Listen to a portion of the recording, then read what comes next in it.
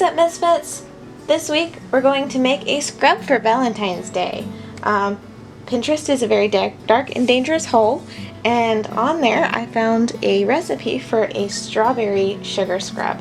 So we're going to try and make that today. I've tweaked the recipe a little bit just to kind of make it my own and use what I have. But here we have a lovely mixing bowl, and we have a cat that just entered the fray. Here you go. Let's move ya. We have our lovely mixing bowl, our mixing stick, or in this case a chopstick, our smashing stick, which I honestly don't remember what that's called.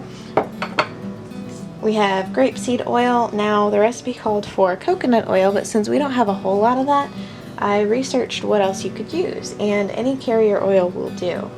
I grabbed some pink salt, of course our frozen strawberries, and some pure cane sugar or light brown sugar. Now the recipe for that one called for just cane sugar, but again, research brought me to brown sugar is as another option. And we have our jar that we're going to place it in afterwards. We're going to put our mixing bowl to the side for now and grab about a cup of strawberries and smash them to bits. Now that you have your strawberries smashed into very little bitty pieces, we're going to move on. We're going to do the sugar first.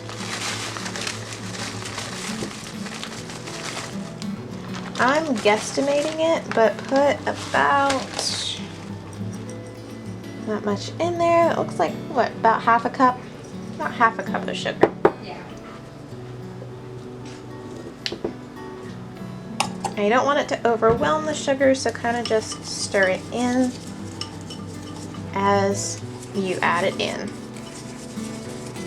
Now I like that kind of consistency, so I'm going to add some more sugar and some more oil in, keeping that same ratio. I just need a little bit more to fill this jar here.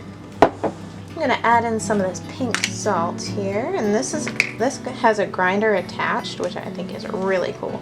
I am going to try and figure out how to use this thing. So this is how much pink salt I used. It's a pretty thick layer on top of that. We're going to bring back our strawberries. Mine need to be squished a little bit more, so I'm going to do that real quick. So mine came out to be more of a paste, but that's cool too. We're just going to add this in here.